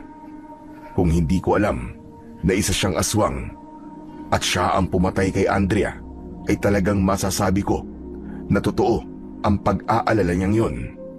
Nang hawakan niya ako sa magkabila ang balikat ko, ay gusto ko siyang suntukin, pero pinigilan ko ang akin sarili na gawin yun. Saan ka ba nang galing, Arman? Ba't ngayon ka lang umuwi? Magdamag ako nag-alala sa'yo. Ayos ka lang ba? Hindi ka ba sinaktan ng mga aswang kagabi? Hindi naman. Ayos lang ako. Tumakbo po ako sa gubat at doon ako nagtago. Mabuti naman kung ganun. Ang akala ko talaga ay kung ano na ang nangyari sa'yo. Hindi ba't sabi ko naman kasi sa'yo ay huwag kang lalabas kahit na anong mangyari? Hindi ko po kasi napigilang hindi lumabas nang marinig kong sigawan ng mga tao. Ang akala ko kung ano na po nangyayari. Hindi ko naman ho akalain na totoo may mga aswang dito kagabi. May mga aswang na hinabol ako hanggang sa nakarating ako dun sa gubat. Hindi bale. Ang importante ay ligtas ka at walang masamang nangyari sa iyo. Sa susunod ay huwag ka nang lalabas kapag sinabi ko na may mga aswang naaatake. Diyos ko, pinag-alala mo talaga ako ng gusto. Huwag kang maniwala sa mga sinasabi niya. Nagpapanggap lang siya, Arman. Huwag mong kakalimutan na siya ang pumatay sa asawa mo. Huwag kang mag-alala. Hindi ko kakalimutan yun. Ano ka mo? May sinasabi ka ba, ha, Arman? Wala ho. Ang sabi ko po, huwag po kayo mag-alala. Dahil hindi ko po kakalimutan ang sinasabi niyo sa akin. Pwede po bang magpahinga na muna ako? O sige. Pumasok ka na sa loob at magpahinga ka na. Kung nagugutom ka ay may pagkain sa kusina. Kumain ka na lang doon. Ako naman ay tutulong sa panggagamot sa mga sugatan sa nangyaring pag-atake ng mga aswang kagabi. Nilagpasan ko si Mang Tomas at dire-diretso akong pumasok sa bahay niya. Umupo ako sa papag at dahil sa nakabukas ang pinto ay nakita ko ang pag-alis ni Mang Tomas. Nakita mo na kung gaano kahusay magpanggap si Tomas. Gagawin niya ang lahat para hindi ka maniwala sa kanya. Dahil gaya mo, ay kailangan din niya maghintay ng susunod na pagbilog ng buwan bago siya ulit magkaroon ng pagkakataon para patayin ka. Gusto ko na siyang patayin kanina, gubat nun. Hindi ko ba talaga pwedeng gawin yun ngayon? Alam kong mahirap para sa'yo na magpatayin ka agad si Tomas. Pero kailangan mong pigilan ang iyong sarili. Kung magiging padalos-dalos ang iyong kilos, ay baka mapahama ka lang. Tandaan mo, hindi dapat malaman ni Tomas na alam mo na ang katotohanan hanggat hindi sumasapit ang susunod na pagbilog ng buwan. Nauunawaan na kita, gubat nun. Mahirap, pero kailangan ko nga talagang makisama kay Mang Tomas. Pero huwag ka mag-alala, gubat nun. Gagawin ko ang lahat para magtagumpay tayong dalawa. Mariin kong naikuyom ang aking mga kamay. Sa utak ko ay naglalaro kung paano ko papatayin si Mang Tomas. Nangako rin ako kay Andrea na gagawin ko ang lahat para makamit niya ang hustisya na nararapat para sa kanya. Sa mga lumipas na araw ay pinilit kong makisama kay Mang Tomas na kagaya ng pakikisama na ginagawa ko sa kanya nung mga unang araw na nakilala ko siya. Ginawa ko ang lahat para hindi niya mahalata na alam ko na isa na siyang aswang. At sa tuwing mag-isa ko ay doon lang ako kinakausap ni gubat nun. Palagi niyang ipinapaalala sa akin na dapat akong kumalma sa tuwing kaharap ko si Mang Tomas. Isang malaking pagsubok para sa akin na humarap sa taong pumatay sa aking asawa. Pero wala akong magawa kundi ang maghintay ng tamang panahon para patayin ko siya. May mga pagkakataon na sa tuwing nakatalikod si Mang Tomas ay gusto ko nang kumuha ng kutsilyo para saksakin siya ng paulit-ulit. Pero nababasa ni gubat nun ang utak ko, kaya sinasabi niya sa akin na huwag ko yung gagawin kung ayaw kong masira ang plano namin. May isang gabi na magkasabay kaming kumakain ni Mang Tomas. Hindi ko namalayan na nakatingin na pala ako sa kanya ng matalim. Nagulat na lang ako nang biglang nagsalita si Mang Tomas. Ayos ka lang ba, Arman? Ang sama mo namang makatingin. May nagawa ba akong hindi maganda sa'yo nang hindi ko alam? Wala po. Pasensya na po kayo, Man Tomas. Naisip ko lang po kasi yung nangyaring pagsalakay ng mga aswang noong nakarang linggo. Ang dami nilang pinatay na mga tao. Kaya hindi nakapagtataka na sila rin talaga ang pumatay sa asawa ko. Sandali. Ang akala ko ba naniniwala ka pang buhay ang asawa mo? Noon yun, Man Tomas. Pero nang nalaman kong totoo ang mga aswang, ay napagtunto kong totoo nga mga sinabi niyo sa akin, na mga aswang ang dahilan kung bakit kami na-aksidente. Pero alam mo ba, Man Tomas, naniniwala ako na may dahilan ng lahat ng nangyayari sa buhay natin. May dahilan kung bakit na-aksidente kami. At may dahilan kung bakit ako nandito sa lugar na ito. Ano ba sa tingin mo ang dahilan kung bakit ka nandito? Para ubusin ang mga aswang na pumatay sa asawa ko. Nandito ako para maghiganti, Man Tomas. Arman, tumahimik ka lang. Baka makahalata si Tomas dahil sa mga sinasabi mo. Sa kabila ng pagsaway ni Gubatnon sa akin, ay hindi ko siya pinakinggan. Naiintindihan kita kung bakit mo yan nasasabi. Pero ipapaalala ko lang sa'yo na hindi birong kalaban ng mga aswang, lalo na't wala kang kasanayan sa pakikipaglaban sa kanila. Mapapahamak ka lang. Para sa akin, ay sapat na ang galit na meron ako para makipaglaban sa kanila. Ito ang magiging sandata ko para maipaghiganti ko si Andrea, at hindi ako titigil hanggang sa magtagumpay ako. Tandaan mo yan, Mang Tomas. Napansin ko ang paglunok ni Mang Tomas na sinundan ng pagbakas ng takot sa kanyang muka. Naramdaman ko na nabahala siya sa mga sinabi ko at malamang ay naisip niya kung ano ang kaya kong gawin dahil sa labis na galit na nasa puso ko. Habang natutulog ako ng gabing yon, ay ginising ako ni Gubatnon. Paulit-ulit kong narinig ang boses niya sa loob ng utak ko.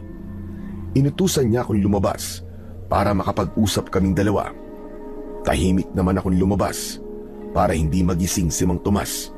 Nagtungo ko sa likod ng bahay at doon na kami nagsimulang mag-usap ni Gubatnon. Bakit mo naman inabala ang pagtulog ko, Gubatnon? Importante ba yung sasabihin mo? Anong ginawa mo kanina? Bakit mo kinausap si Tomas na parang galit na galit ka sa kanya? Gubatnon, dahil mahirap para sa akin na magpanggap na hindi ako galit sa kanya matapos kong malaman na siya ang pumatay sa aking asawa. Ilagay mo ang sarili mo sa posisyon ko at sigurado ko na maiintindihan mo ko. Naiintindihan kita, Arman. Pero tandaan mo na kung palagi kang ganun makipag-usap sa kanya, ay hindi malabong malaman niya na alam mo na ang totoo. At kapag nangyari yun, mauuwi sa lahat ng plano natin. 3 linggo na lang, Arman. 3 linggo na lang. At sasapit na ulit ang pagbilog ng buwan. Hindi mo na ba kayang maghintay? Nasa loob ka ng katawan ko. Kaya alam mong mahirap para sa akin na maghintay ng ganong katagal. Alam mo kung gaano ako nahihirapan araw-araw na pakisamahan ng maganda ang taong pumatay sa asawa ko. Alam ko ang nararamdaman mo. Pero sana'y maunawaan mo rin na walang magandang maidudulot kung magpapadala ka sa galit mo.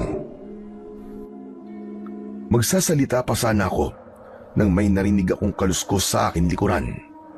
Mabilis akong humarap at paglingon ko ay nanlamig ako nang makita ko si Mang Tomas. Naglalakad siya palapit habang may pagtataka sa muka. Arman, anong ginagawa mo rito sa labas na ganitong oras?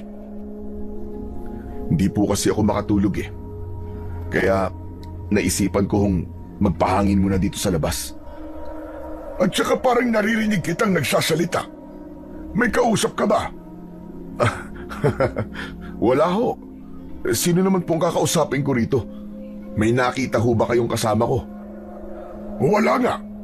Pero naririnig talaga kitang nagsasalita. Hindi ko nga lang naiintindihan ang sinasabi mo dahil pabulong ang boses mo. Yun po ba? Wala po yun. Kinakausap ko lang ho si Andrea.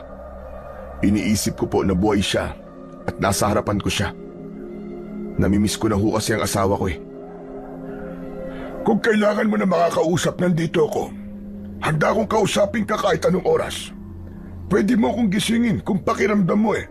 Kailangan mo talaga ng kausap. Walang problema yun sa akin. Maraming salamat po, Man Tomas. Malamig na po rito sa labas. Pumasok na po tayo. Nauna na ako naglakad, pabalik sa loob ng kubo, upang hindi na magtanong pa si Mang Tomas. Agad namang sumunod si Mang Tomas sa akin. Pagkasarado niya ng pinto, ay lumapit siya sa akin. Kapag merong gumugulo sa isip mo, ay huwag kang mahihiyang lumapit sa akin ha. Handa akong makinig sa iyo, Arman. Ituring mo ko na para bang lolo o tatay mo. Ngiti na lang ang isinagot ko kay Mang Tomas. Ayoko na kasing humaba pa ang pag-uusap namin. Humiga na ako sa papag habang si Mang Tomas naman ay sa banig na nakalatag sa sahig na kawayan. Pagkahiga ko ay muli kong narinig ang boses ni Gubatnon. Magpasalamat ka, Arman, dahil mukhang naniwala si Tomas sa pagsisinungaling mo sa kanya. Sana'y maging aral na sa iyo nangyari ito. Simula ngayon, lahat ng desisyon na gagawin mo at mga salitang sasabihin mo ay dapat mo munang pag-isipan ng ilang libong beses. Hindi ko na sinagot pa si Gubatnon dahil magtataka na naman si Mang Tomas kung bakit ako nagsasalita ng mag-isa. Pumikit na lang ako at bumalik na ako sa pagtulog. Sinabi ko sa sarili ko na simula sa oras na yon ay kailangan ko nang maging maingat at hindi na ako pwedeng magpadala sa bugso ng galit ko kay Mang Tomas. Sa mga sumunod na araw ay mas ginalingan ko ang aking pagpapanggap. Napagtanto ko na kailangan kong makinig sa mga sinasabi ni Gubatnon dahil siya ang mas nakakaalam sa kung ano ang dapat naming gawin. Wala kong alam sa mga pangyayari sa baryong yun at bilang si Gubatnon ang dating nakipaglaban sa mga aswang ay siya ang mas nakakaalam kung paano namin mapapatay si Mang Tomas at ang mga alagad nitong aswang. Hindi ko binigyan si Mang Tomas ng dahilan para maghinala sa akin. Kahit sukan-suka ko sa pagkatao niya, ay naging maganda pa rin ang pakikitungo ko sa kanya. Palagi kong iniisip na kailangan kong gawin yun para maipaghiganti ko si Andrea. Isang umaga, habang mag-isa akong nakaupo sa labas, ay dumating si Mang Tomas mula sa pag-aani ng patatas sa taniman niya. Pagkababa niya ng sakong naglalaman ng mga patatas mula sa kalabaw, ay umupo siya sa tabi ko. Kumusta na pala ang pakiramdam mo, Arman? Mas maayos na po kumpara ng mga nakaraang araw. Mabilis na gumagaling ang mga sugat ko dahil sa gamot na binibigay niyo sa akin. Mabuti naman kung ganon.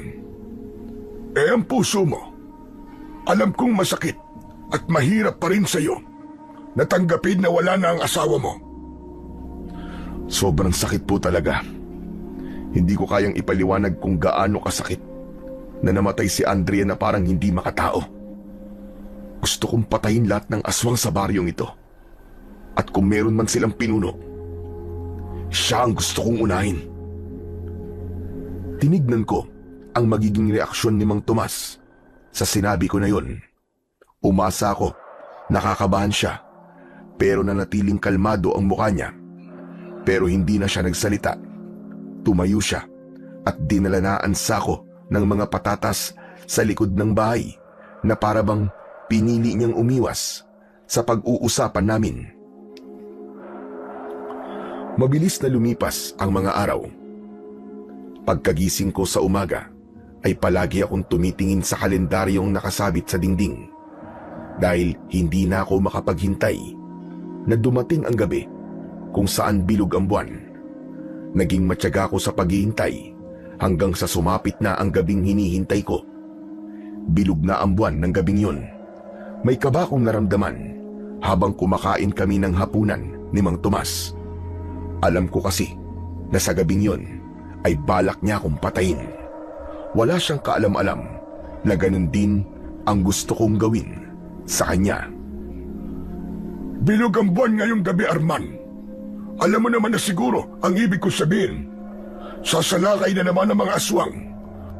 Huwag ka nang lumabas ng bahay para hindi na mangyari sa'yo yung nangyari sa'yo noong nakaraan. Huwag po kayo mag-alala. Natuto na po ako. Kayo po, ano po bang ginagawa niyo at lumalabas pa rin kayo kahit sumasalakay ang mga aswang? Nakikipaglaban ako sa mga aswang. Kabilang ako sa grupo ng mga manunugi sa baryong ito. Yung mga lalaking nakita mo noon na kasama ko nagsasagawa ng ritual ay sila mga kasama ko sa pakikipaglaban sa mga aswang. Ang ritual na yon ay pagdarasal para sa isang sandata na nasa anyo ng krus upang mas maging malakas yon. Huwag kang maniwala sa kanya, Arman. Nagsisinungaling siya. Mas pinaniwalaan ko si Gubat nun.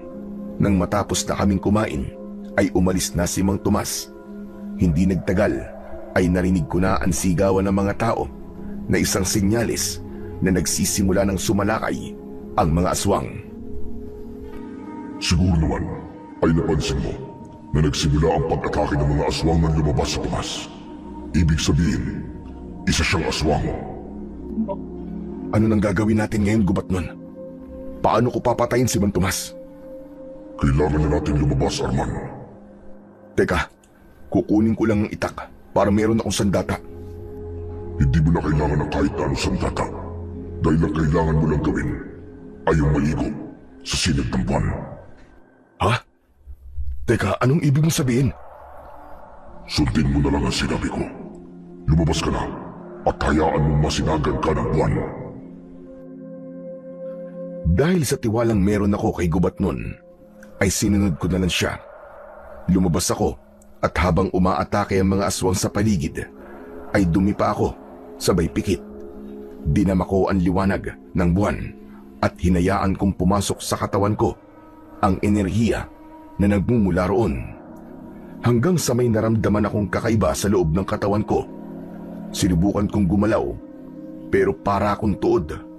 Kahit ang pagsasalita ay nahirapan kong gawin. Gubat nun! Ano to? Anong nangyayari sa akin? Nagtagumpay ako. Sa wakas, may katawan na ulit ako. Ano? Teka! Ano ba sinasabi mo? Nilingnan kita, Arman. Dahil ang totoo, ako ang pinuno ng mga aswang na sumasalakay sa baryong ito. At sinitumas naman ang mga manunugis na pumatay sa akin noon. Ikinilong nila ang kaluluwa ko sa kuweba. At si Berta, isa siya sa mga tapat kong alagad. Lahat ng sinabi ko sa'yo ay walang katotohanan. Walang itinakdak. Dahil yun ay isang kasinungalingan. Sadyang kailangan ko lang talaga ng katawan ng tao para gamitin upang makalabas sa kuwebang yun. At ngayon, nasinagan na ako ng liwanag ng bilog ng buwan. Akin na ngayon ang katawan mo, Arman. Hayop ka! Hayop ka, Gubat nun! Demonyo ka! Niloko mo ako! Hindi ako pumapayag na angkinin mo ang katawan ko! Umalis ka sa katawan ko! Umalis ka sa katawan ko, Gubat nun! Kahit anong sabihin mo, Arman, ay wala ka na magagawa. Akin na ngayon ang katawan mo.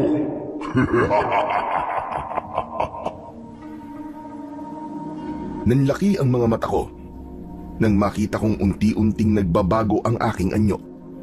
Naging matulis ang aking mga kuko at naging itim ang aking balat. Naramdaman ko ang pagsakop ni Gubat nun sa aking buong pagkatao.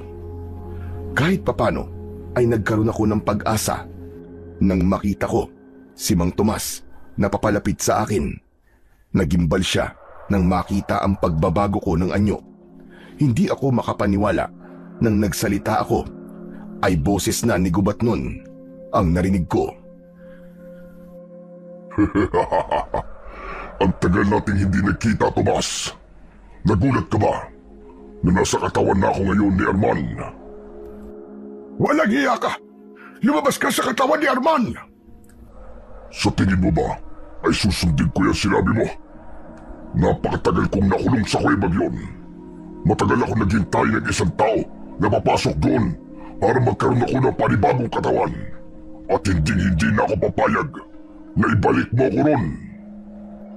Mang Tomas, tulungan mo ako! Manahimik ka. Akin na ngayon ang katawan mo. Pagmamay-ari ko na ito. Hindi ako papayag na makuha mo ang katawan ni Arman. Kung inaakala mo na magtatagumpay ka, ay nagkakamali ka! Isang malakas na halakhak ang pinakawalan ni Gubat nun ng mga sandaling yun. Hanggang sa naramdaman ko na para akong nakakulong sa isang napakadilim na silid. Nakakabingi ang katahimikan. Alam kong si Gubat nun na ang kumukontrol sa katawan ko ng sandaling yun. Natakot ako ng gusto. Labis ang pagsisisi ko dahil mas nagtiwala ako kay Gubat nun kesa kay Mang Tomas. Ganun pa man, hindi pa rin ako nawalan ng pag-asa. Tumawag ako sa Panginoon at nakiusap ako sa Kanya na tulungan niya ako at huwag niyang hayaan na tuluyang makuha ni Gubat nun ang aking katawan. Tila nagkaroon naman ng himala dahil muli akong nakakita. Nakita ko na nakikipaglaban si Mang Tomas kay Gubat nun na nasa aking katawan. Hanggang sa isang krus na kulay ginto ang inilabas ni Mang Tomas. Matulis ang dulo ng krus na yon. Arman! Kung naririnig mo ko, magsalita ka! Wala na si Arman. Akin na ang katawan na ito. Mang Tomas, nandito ako! Tulungan mo ako! Ano? Paano nasa loob ka pa ng katawan na ito?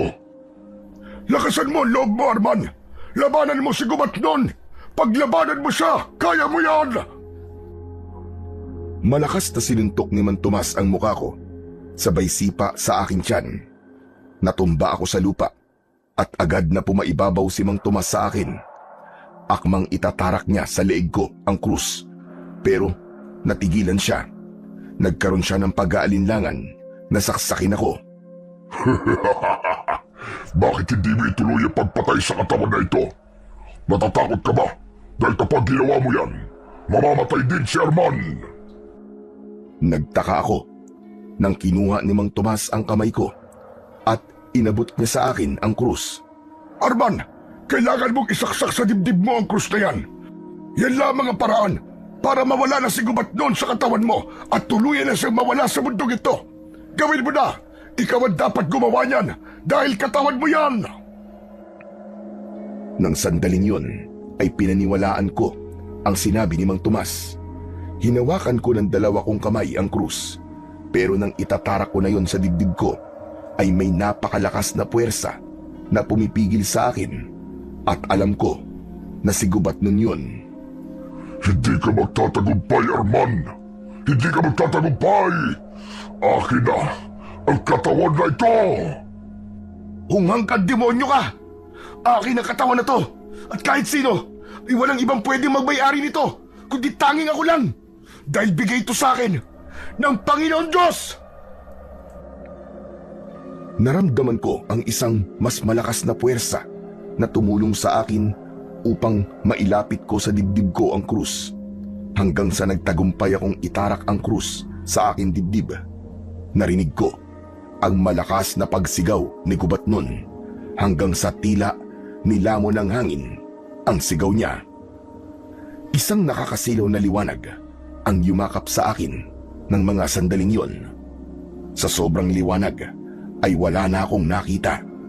Kasunod nun ay isang kadiliman na parang walang katapusan ang sumalubong sa akin at naramdaman ko na nakalutang ang aking katawan sa kawalan. Hindi ko alam kung gaano ko katagal na nakatulog, pero sa pagbukas ko ng mga mata ko ay nakahiga na ako sa isang hospital bed. Hindi ako makapaniwala nang makita ko si Andrea na natutulog sa upuan sa tabi ng aking higaan. Agad akong ginising ni Andrea at bumakas ang saya sa kanyang muka. Diyos ko, maraming salamat. Sa wakas, nagising ka na, Arman. Andrea? Teka, nasaan ako? Nasa langit na ba ako? Ha? Anong langit ang sinasabi mo? Nasa ospital ka. Sa ospital na ito tayo dinala nung naaksidente tayo.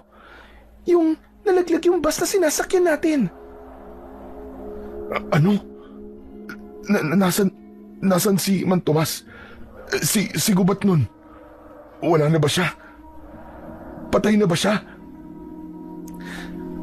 Sino? Sino bang Man Tomas at Gubat nun yung sinasabi mo?